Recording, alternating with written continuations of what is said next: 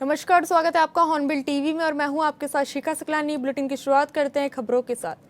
मुख्यमंत्री पुष्कर सिंह धामी ने सचिवालय में वरिष्ठ प्रशासनिक और सरकारी अधिकारियों के साथ आगामी मानसून सीजन की तैयारियों को लेकर समीक्षा बैठक की। इस बैठक में भूस्खलन, बाढ़, जलभराव और संवेदनशील क्षेत्रों में संभावित खतरों को लेकर विस्तृत चर्चा की गई। सीएम धामी ने सभी संबंधित विभागों को मानसून से पहले पूरी तैयारियां सुनिश्चित करने के निर्देश दिए। उन्होंने कहा कि राहत सामग्री, इमरजेंसी टीमों की तैनाती, सड़कों की सफाई और नालों की सफाई जैसे कार्य समय पर पूरे किए जाएं।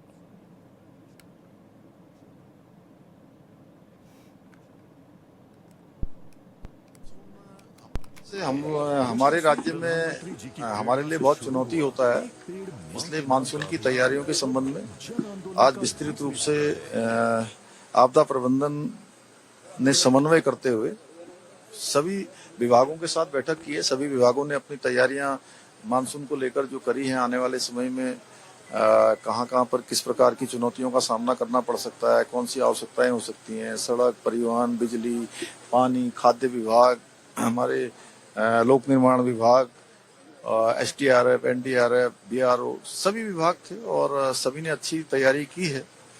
और आगे चूंकि पिछले सालों के जो अनुभव हैं, उन अनुभवों का भी एक तरह से आगे के कार्यक्रमों में सम्मिलित करते हुए, आगे की तैयारियों में सम्मिलित करते हुए हम लोग पूरी तैयारी करेंगे। चार धाम यात्रा भी चल रही है, वो भी सुचारू रूप से चलती रहे। इसके साथ साथ कांवड़ यात्रा भी अभी आ जाएगी, उसकी भी तैयारी करनी है। फिर हमारा कुंभ मेला भी होना है, तो वो सभी तैयारियां हम लोग अच्छे से कर रहे हैं। और अच्छी बात यह है कि ब्रिक्स सम्मेलन में हमारे राज्य के जो आपदा प्रबंधन का जो हमारा मॉडल है, उसकी सराहना हुई है। हमारा उससे प्रोत्साहन हुआ है राज्य का, चाहे वो धराली में आपदा में जिस समय पूरी मशीनरी ने काम किया हो या सिलकारा टनल के रेस्क्यू अभियान में काम किया हो, वो सभी आज देश और दुनिया की नज़र में आए हैं। मैं सभी को उसके लिए बधाई भी देता हूँ। देखिए, आज का दिन बड़ा ऐतिहासिक दिन है। आज माननीय प्रधानमंत्री श्री नरेंद्र मोदी जी के अनवरत रूप से प्रधानमंत्री के रूप में काम करते हुए 12 साल का कालखंड पूरा हो रहा है और वो निर्वाचित देश की आजादी के बाद निर्वाचित प्रधानमंत्री के रूप में सर्वाधिक कालखंड तक काम करने वाले प्रधानमंत्री के रूप में उनका ऐतिहासिक रिकॉर्ड आज दर्ज हो गया है। और ये 12 सालों का जो कालखंड है, वो एक कर्मयोगी का, एक तपस्वी का और अनवरत रूप से साधना करते हुए एक साधक का कालखंड है, जिन्होंने एक पल भी रुके बिना, एक क्षण भी रुके बिना भारत माता को शिखर पर पहुंचाने के लिए, भारत दुनिया का सिरमौर बने, यहाँ के हर जनगण मन को सब सुविधाएं मिले, गरीब का कल्याण हो, योजनाएं अंत्योदय के सिद्धांत पर चलते हुए समाज के अंतिम छोर तक पहुंचे, वो सभी काम किए हैं। और 12 वर्षों में भारत का मान सम्मान और स्वाभिमान पूरी दुनिया में बढ़ा है, भारत की वैश्विक ताकत बढ़ी है। मैं प्रधानमंत्री जी को समस्त उत्तराखंड वासियों की ओर से बहुत बधाई देता हूँ, शुभकामनाएं देता हूँ, क्योंकि हमारे देवभूमि उत्तराखंड से उनको बहुत लगाव है। यहाँ के प्रत्येक परिवार के लोग, हर यहाँ का जनगण मन उन्हें अपने परिवार का सदस्य मानता है और उनका भी बहुत लगाव उत्तराखंड से है। हर समय वो देवभूमि उत्तराखंड को स्मरण करते हैं। तो हमारे चारों धाम, हमारे यहाँ के सभी देवी देवता उन पर कृपा करें, वो दीर्घायु हों और लंबे समय तक उनका नेतृत्व हमारे देश को मिलता रहे। नहीं, बहुत अब तेजी से काम होगा और हमारा राज्य ऐसा पहला राज्य है जहां इस प्रकार की नीति को लॉन्च किया गया। और ये योग की भूमि है, ये आयुष की भूमि है, तो उसका बहुत शानदार कार्यक्रम इस बार भी होगा, जिससे कि जन जन तक योग पहुंचे, घर घर तक योग पहुंचे। उसको हम लोग बिल्कुल निश्चित रूप से। मुख्यमंत्री पुष्कर सिंह धामी ने मंगलवार को सचिवालय में कार्यक्रम क्रियान्वयन विभाग की ओर से तैयार की गई मेरी योजना पुस्तक के ऑडियो क्लिप का अनावरण किया। इस अवसर पर उन्होंने कहा कि पुस्तक में कई विभागों की जन कल्याणकारी योजना को एक ही स्थान पर संकलित किया गया है, जिससे आम नागरिकों को योजनाओं की जानकारी आसानी से उपलब्ध हो सकेगी। उन्होंने अधिकारियों को निर्देश दिए कि जन कल्याणकारी योजनाओं का लाभ अंतिम व्यक्ति तक पहुंचाने के लिए विभाग लगातार नवाचार करे और शासनादेशों को भी आमजन की समझ के अनुरूप सरल भाषा में जारी करें।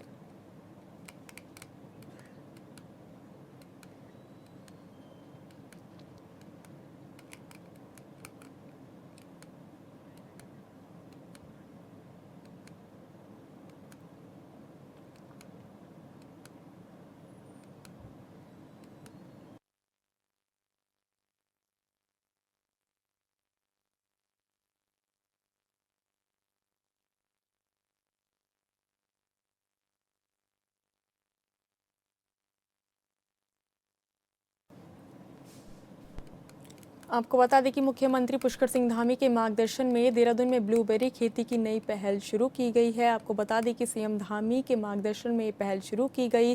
देहरादून जिलाधिकारी डॉक्टर आशीष चौहान के नेतृत्व में सहसपुर में पायलट प्रोजेक्ट के तहत 10 किसानों के साथ पहली बार ब्लूबेरी की खेती की जाएगी। चयनित किसानों को 500 वर्ग मीटर क्षेत्र के लिए 80% अनुदान पर 500 ब्लूबेरी पौधे दिए जाएंगे। खेती नाबार्ड निर्मित पॉली हाउस में होगी। किसानों को वैज्ञानिक खेती, सिंचाई प्रबंधन और रखरखाव का प्रशिक्षण भी मिलेगा। प्रशासन उपज के लिए बेहतर बाजार भी उपलब्ध कराएगा। डीएम ने कहा कि सफल होने पर इसे क्लस्टर हाउस पर बढ़ाया जाएगा। दून बासमती की तरह ब्लूबेरी भी किसानों की आय का नया स्रोत बनेगी।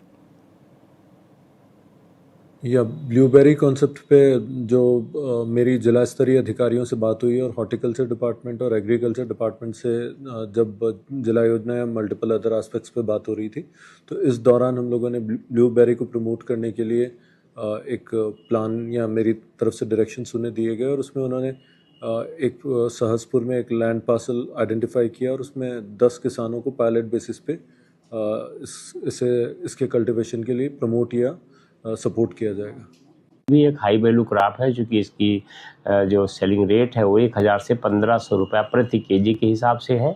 और मार्केट के अंदर अब बहुत सारे हेल्थ कॉन्शियस लोग हो रहे हैं जिनके पास पैसा है और वो एंटीऑक्सीडेंट चाहते हैं, वैरायटी ऑफ फूड चाहते हैं, उनके पास पेइंग कैपेसिटी है। उस मार्केट को एक्सप्लोर करने के लिए हम ब्लूबेरी को प्रमोट करना चाह रहे हैं। एज ए पायलट प्रोजेक्ट जिला योजना में कर रहे हैं और हो सकता है बाद में राज्य सरकार द्वारा इसके भी मिशन लाए जा सकते हैं, लेकिन जब तक कोई मिशन नहीं आ रहा है तब तक जो हम इसको कर रहे हैं। दूसरा, नाबार्ड पाली हाउस स्थापित हो रहे हैं, तो इसको हम नाबार्ड के द्वारा जो पाली हाउस बन रहे हैं उसके अंदर करना चाहेंगे। और कुछ किसानों को हमने प्रशिक्षण भी कराया था, उसमें से कुछ एक किसान हैं जो इस काम को करने के लिए तैयार हैं।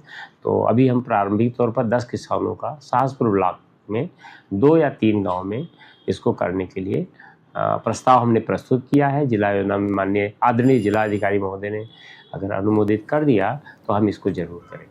चमोली के धराली तहसील सभागार में उपजिलाधिकारी यशवीर सिंह की अध्यक्षता में विभिन्न विभागों के अधिकारियों के साथ मानसून पूर्व तैयारियों को लेकर बैठक का आयोजन किया गया, जिसमें लोक निर्माण विभाग, पीएमजीएसवाई, ब्रिडकोल, बीआरओ, सशस्त्र सीमा बल, वन विभाग, स्वास्थ्य विभाग, विद्युत जल संस्थान समेत तमाम अन्य विभागों के अधिकारी मौजूद रहे। वहीं बैठक में उपजिलाधिकारी थराली यशवीर सिंह ने आपदा के दृष्टिगत विभागीय अधिकारियों से जानकारी ली।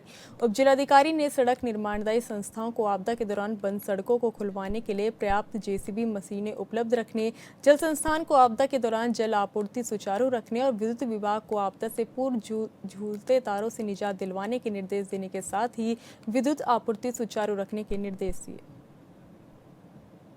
स्तरीय जो विभाग हैं उनके अधिकारीगण इस बैठक में उपस्थित आए। इस बैठक में जो आगामी मानसून सत्र है उसके लिए विचार विमर्श किया गया। तैयारियों के संबंध में, सूचना एकत्रीकरण के संबंध में, ग्राम जो दूरस्थ हैं वहाँ तक एडवांस जो राशन पहुँचाना है उसके संबंध में, और जो सड़कें हमारी अवरुद्ध रहती हैं। ब्रेक के बाद एक बार फिर स्वागत है आपका हॉर्नबिल टीवी में। बढ़ते अगली खबर की ओर। 2027 में होने वाले विधानसभा चुनाव के लिए कांग्रेस पार्टी एक्टिव होती हुई नजर आ रही है। कांग्रेस पार्टी उत्तराखंड में महिलाओं पर खासा फोकस कर रही है। ऐसे में कांग्रेस महिला प्रदेश अध्यक्ष ज्योति रौतेला का कहना है कि उत्तराखंड में महिलाओं की स्थिति बीजेपी राज में ठीक नहीं है।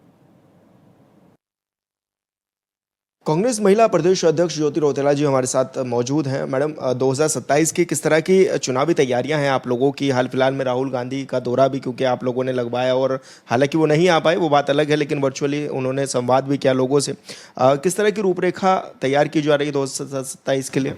देखिए, 2027 के लिए हम लोग पूरी तरीके से तैयार हैं। हमारे जो सभी वरिष्ठ नेतागण हैं, हमारे प्रदेश अध्यक्ष हैं गणेश गोदियाल जी, CLP यशपाल आर्य जी, हरीश राव जी, प्रीतम सिंह जी, हरक सिंह राव जी, करण मेहरा जी, सभी लोग आज एकजुट होके तैयारी कर रहे हैं और हम लोग जनता के इशू पे काम कर रहे हैं। जो भाजपा के फेलियर्स से उसकी बात कर रहे हैं। जब से भाजपा की सरकार सत्ता में आई, इस प्रदेश के लोग, इस देश के लोग परेशान हैं और उनके जो मुद्दे हैं उन पे कोई काम नहीं हो रहा है। तो आज कांग्रेस के लोग, हम लोग सभी लोग मिलके इस प्रदेश की इश्यूज़ पे, चाहे महंगाई है, बेरोजगारी है, महिला सुरक्षा है, सड़क, स्वास्थ्य, पानी, सभी चीज़ों में प्रदेश आज बेहाल हो चुका है। हम लोग सभी लोग मिलके उन पे काम कर रहे हैं। हमारे सीनियर लीडर्स पूरे प्रदेश में विजिट कर रहे हैं, लोगों के इश्यूज़ पे बात कर रहे हैं, रैलियां कर रहे हैं। और राहुल जी का कार्यक्रम लगा था।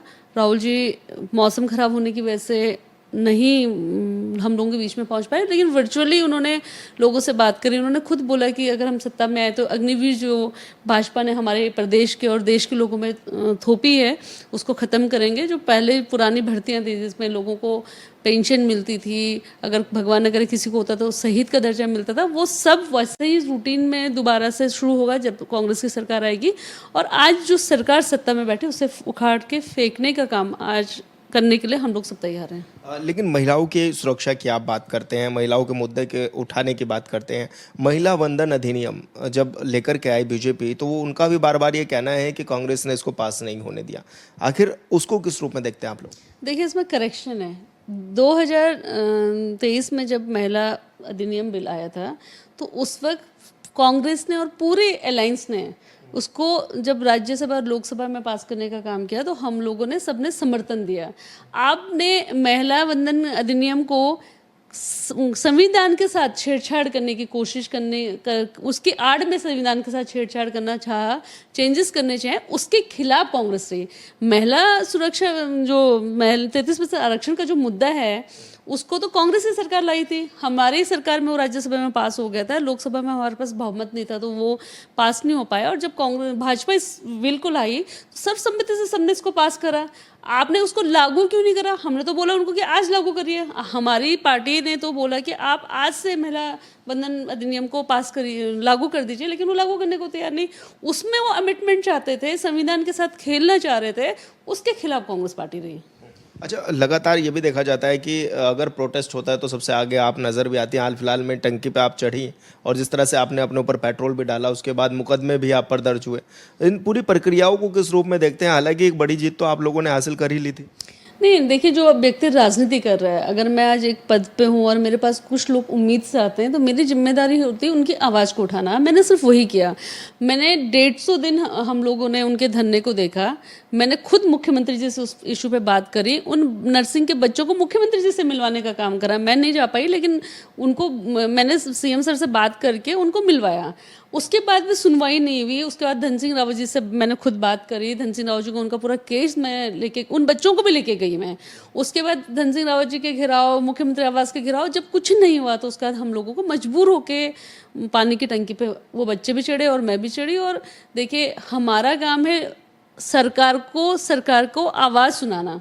जिन भी लोगों के साथ गलत होगा, उन बच्चों के साथ गलत हो रहा था, हमने उनकी सुनवाई के लिए हम लोगों ने सरकार से मांग करी। उन्होंने शासन को भेजा। लेकिन मैं तो जरूर चाहूँगी, अभी भी सरकार से मेरी विनती रहेगी कि उन बच्चों के लिए जो मांगे थे उसको मान लिया जाए। क्योंकि देखिए, बहुत 2000 बच्चे थे, उनके भविष्य की बात है, उनके बच्चों के भविष्य की बात है। और उनके साथ जो खिलवाड़ सरकार कर रही है वो नहीं होना चाहिए। इसी प्रदेश के लोग हैं, उन्हीं के माँ बाप ने इस प्रदेश को सींचा है, इस प्रदेश को बनाने में अपनी भूमिका निभाई है। आज उन बच्चों की नहीं सुना रही।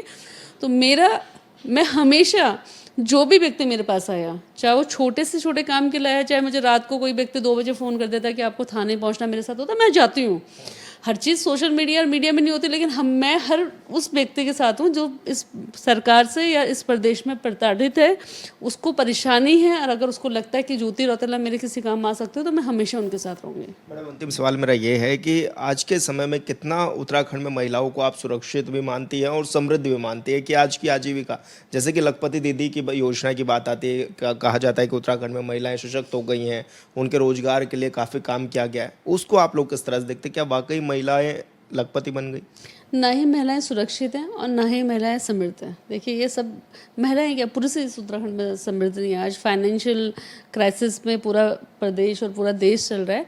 और मैं ये बोलूँगी कि हिमालय राज्य में नंबर 1 राज्य बना हमारा प्रदेश, जहाँ पे महिलाएं अपने आप को असुरक्षित महसूस करती हैं। जब सबसे ज़्यादा जो बलात्कार, अत्याचार, दुराचार के केस उत्तराखंड में हैं। सबसे ज़्यादा बच्चे इस प्रदेश में एनसीआरबी की रिपोर्ट के हिसाब से गायब हो रहे हैं। अभी आपने देखा होगा, रिसेंटली एक रिपोर्ट एनसीआरबी की आई जिसमें दहेज हत्या दहेज से प्रताड़ित महिलाओं में भी देश में नंबर 1 राज्य बन गया हमारा। देवभूमि उत्तराखंड, जिसको शिक्षा में नंबर 1 होना चाहिए था, संस्कृति में नंबर होना चाहिए था, रोजगार में नंबर 1 होना चाहिए था, वो महिलाओं के ऊपर अत्याचार, दुराचार, बलात्कार, दहेज उत्पीड़न जैसे चीज़ों में नंबर 1 बन रहा है। तो ये बड़ा अफसोस है, मुझे लगता है कि मेरे प्रदेश का नाम खराब हो रहा है और हमारी महिलाएं आज भी संघर्ष कर रही हैं अपने अधिकारों के लिए। दूसरी बात, लखपति दीदी जो बोलते हैं लोग, आप आइए ना फील्ड में एक बार, मैं मिलवाती हूँ आपको उन लखपति दीदियों से जिनको लाख रुपए का लोन सरकार ने दिया कि आप स्वरोजगार करिए, लेकिन वो लोन में उनको पैसा दिया गया है। उसको मार्केट से कैसे कनेक्ट करें, उस लाख रुपए में वो रोजगार क्या करेंगे, उसका तो उसको मार्केट कैसे मिलेगा, मार्केट कनेक्टिविटी क्या है, वो उसको सेल कैसे करेंगे उस प्रोडक्ट को, उस पर कोई बात कर रहा है? आप एक बार मेरे साथ ही चलिए, मैं आपको कुछ महिलाओं से मिलाऊंगी जो आज उस लखपति दीदी योजना की वजह से भी कर्जे में है। तो सरकार जो बोल रही है और जो हो रहा है, जो कर रही है, बहुत बड़ा फ़र्क है। बहुत बड़ा घोटाला एलयूसीसी का आपने देखा होगा कि सरकार ने बोला कि हमें तो पता चल गया था इसलिए हमने बैन कर दिया था, लेकिन लोगों को नहीं बताया कि भैया ये एजेंसी फ्रॉड है, इस पर आप ऐसा इन्वेस्ट मत कीजिए। और आज लाखों महिलाएं इस प्रदेश की, करोड़ रुपए लोगों का उसमें डूबा हुआ है। तो सरकार जो बोलती है, जो कर रही है, दोनों में बहुत बड़ा फ़र्क है। और आज इस प्रदेश के सिर्फ महिलाएं नहीं, युवा भी परेशान है, बेरोजगारी चरम पे है, महिलाएं अपने आप को सुरक्षित नहीं महसूस करती। हम जैसी महिलाओं को आज डर लगने लग गया कि बाहर जाएं, अकेले चले जाएं, रात को कोई घटना ना घट जाए। सबका मतलब देवभूमि उत्तराखंड में जो माहौल आज है, ये इससे पहले कभी नहीं था। मैं बहुत ईमानदारी से बोलती हूँ, सरकार लोगों के लिए कुछ भी करने में असमर्थ है। धन्यवाद मैडम, हमसे बातचीत करने के लिए। ज्योति रौतेला जी हमारे साथ, जो कि राज्यों के तमाम विषयों पर हमारे साथ बातचीत कर रही थी। हॉर्नबिल टीवी के लिए देहरादून से विशाल गर्ग। नगर निकाय सामान्य निर्वाचन 2026 के तहत मंगलवार को चंपावत की नवगठित नगर पंचायत पार्टी में लोकतंत्र का महापर्व बेहद उत्साह और शांतिपूर्ण ढंग से शुरू हुआ, जिसके बाद सभी मतदान केंद्रों पर वोटिंग प्रक्रिया सुचारू रूप से प्रारंभ की गई।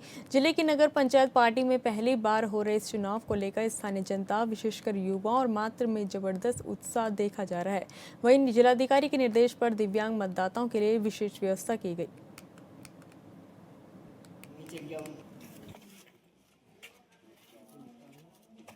जनपद में दिव्यांगों को सुगमता से मतदान कराए जाने के लिए दिव्यांग मतदाता सहायता प्रकोष्ठ की स्थापना की गई है, जिसमें सभी बूथों पर, चारों बूथों पर व्हीलचेयर, छड़ी की व्यवस्था की गई है। विशिष्ट दिव्यांग जनों को घर से लाने, मतदान के लिए और उनको घर तक छोड़ने के लिए वाहन की व्यवस्था की गई है। सर, इधर 4 बूथों में हमारे 20 दिव्यांग मतदाता चिन्हित हैं। नीतू पचौली है। मैंने आज नगर पंचायत चुनाव में प्रतिभाग लिया और आज मेरा पहला वोट था। और मैं ये चाहती हूँ कि हमारे क्षेत्र में जो भी चुनाव जो भी जीते वो हमारे क्षेत्र में का विकास करे, शिक्षा और चिकित्सा जो भी अन्य परेशानियाँ हैं सब में अपना सहयोग करे, जनता का ध्यान रखे। आज हमारी जो नवगठित नगर पंचायत पार्टी है उसके प्रथम इलेक्शन हो रहे हैं और नगर पंचायत पार्टी में टोटल 4 वार्ड हैं। चारों वार्डों में प्रातः 8 बजे से शांतिपूर्वक मतदान प्रारंभ हो गया है। चारों वार्डों में सुरक्षा व्यवस्था पूरी तरह से है, कहीं से भी कोई भी ऐसी दिक्कत या परेशानी नहीं हुई है। चारों वार्ड में शांतिपूर्वक वर्तमान में चुनाव चल रहा है। आज शाम 5 बजे तक वोटिंग है, उसके बाद यहीं पर ही स्ट्रॉन्ग रूम में मशीनें सील की जाएंगी। 11 तारीख को काउंटिंग है, काउंटिंग इसी हॉल में होगी और टोटल हमारे यहाँ 4 वार्ड हैं, तो जिसके लिए 4 टेबल लगाई गई हैं, जिस पे एक राउंड में चारों वार्डों की काउंटिंग की जाएगी। एसपी चंपावत के निर्देशन में संपूर्ण नगर पंचायत चुनाव क्षेत्र में पर्याप्त मात्रा में पुलिस बल को तैनात किया गया है। पुलिस बल की तैनाती नगर पोलिंग बूथों पर की गई है, बल्कि इसके अलावा जो हमारे स्ट्रॉन्ग रूम्स हैं, स्ट्रॉन्ग रूम्स के लिए भी ड्यूटी नामित कर दी गई है। इसके अलावा रूट व रिजर्व क्षेत्रों में अन्य जगहों पर भी पुलिस बल की पर्याप्त मात्रा में तैनाती की गई है। और अभी मेरे द्वारा स्वयं अन्य सभी क्षेत्रों का निरीक्षण किया गया। सभी पोलिंग बूथों पर शांति व्यवस्था स्थापित है और बिल्कुल शांत तरीके से चुनाव चल रहा है। नगर पंचायत पार्टी में जो है सभासद और अध्यक्ष के लिए मतदान चल रहा है और बहुत ही शांतिपूर्ण और सौहार्दपूर्ण तरीके से मतदान चल रहा है और लोगों में बड़ा उत्साह है। और हमारे जो 4 बूथ हैं यहाँ पे, चारों बूथों में अच्छे तरीके से मतदान हो रहा है। तो 10 बजे की जो सूचना हमको जो प्राप्त हुई है उसमें 12% वोट टोटल पड़ चुका है, जिसमें वार्ड नंबर 1 में 465 में से 39 मतदाताओं ने 2 में 637 में से 49 ने, वार्ड नंबर 3 में 659 में से 117 मतदाताओं ने और 4 में 306 में से 60 मतदाताओं ने वोट दे दिया था। ये 10 बजे की सूचना है, तो अभी जो है 12 बजे तक एक अच्छी सूचना आ जाएगी। स्मूथली हमारा जो है मतदान चल रहा है। टोटल हमारे जो नगर पंचायत में 2067 मतदाता हैं अपना मतदान कर रहे हैं। बहुत अच्छी चाकबंद व्यवस्था है, बहुत ही जो है आप देख रहे होंगे यहाँ पे पूरी जो है पुलिस की और अच्छी व्यवस्था है और यहाँ पे लगातार सब लोग अपना मॉनिटरिंग कर रहे हैं। सेक्टर मजिस्ट्रेट भी उसको लगातार देख रहे हैं, तो बहुत अच्छी व्यवस्था। गदरपुर के रामजीवनपुर स्थित बंद मकान से एक महिला का सड़ा गला शव मिलने से इस इलाके में सनसनी फैल गई। सूचना पर पहुंची पुलिस ने महिला के शव को पोस्टमार्टम के लिए भेज दिया और आगे की कार्रवाई में जुट गई है।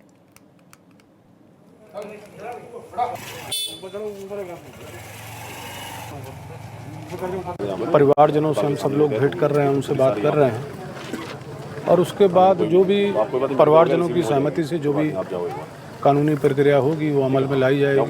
हमारे यहाँ का प्रशासन भी, पुलिस भी यहाँ पहुँची है और अब देखते हैं क्या तथ्य निकल के सामने आते हैं, किस तरीके की चीज़ें निकल के सामने आती हैं। लेकिन घटना बहुत दुखद। मुझे अभी थोड़ी देर पहले ही सूचना मिली कि पहले आवास विकास हमारे वार्ड नंबर 6 की निवासी बड़ी बहन समान रेखा ग्रोवर जी, जो दिव्यांग थी और जो व्हील ऑटो रिक्शा होता है, ऑटो व्हील वाला जो रिक्शा होता है जो हाथ से जिसे चलाया जाता है, उनके पैरों में प्रॉब्लम थी और उनकी अभी मृत्यु की मुझे सूचना मिली कि उनका स्वर्गवास हो गया है। तो मैं भारतीय जनता पार्टी की बैठक में था, तो मैं यहाँ पहुँचा तो मैंने देखा वाकई बहुत दुखद घटना है कि वो यहाँ पे अकेली रहती थी और लगभग 3 साल हो गए उन्हें यहाँ पे रहते हुए। सामुदायिक स्वास्थ्य केंद्र के सामने जो कॉलोनी है महावीर राइस मिल वाली, उस कॉलोनी में ये निवास करती थी और अभी जैसे मुझे सूचना मिली मैं पहुँचा और देखा वाकई पता ही नहीं चल पाया और पड़ोसियों ने बताया कि इस तरीके से 1-2 दिन हो गया दरवाज़ा नहीं खुल पाया है और बाकी अभी मैं यहाँ पहुँचा हूँ। सर ये 3-4 दिन से मुझे दिखाई नहीं दी थी। सुबह थोड़ा सा मुझे ऐसा लगा था इनका गेट अंदर से बंद है, अंदर से तो लोग था ये गेट में, मैंने अभी देखा और उसके बाद में सुबह थोड़ी स्मेल आई थी तो थोड़ा मैंने नज़रअंदाज करा, मैंने हो सकता है नाली में से आ रही हो। मैं शादी में चला गया, शादी से मैं 3 बजे वापसी आया तो मैंने देखा इधर को तो यहाँ पे मक्खी भी भिनक रही है, स्मेल थोड़ी सी बढ़ गई थी। इसी के बाद फिर मैंने हमारे एक दोस्त हैं उन्हें बुलाया, उन्हें बुलाने के बाद में मैंने उनसे मशवरा लिया, मैंने इनके घर वालों को फ़ोन करा जाए, क्या पुलिस वालों को फ़ोन करा जाए, तो बोले नहीं पहले थाने फ़ोन करो। फिर थाने फ़ोन कराया, जावेद भाई नहीं फ़ोन कराया। तो पुलिस आई तो क्या देखा? आके देखा तो ये इनकी गेट तोड़ा, पहले तो अंदर तो लोग लगा हुआ था, ग्राइंडर से काटा गया।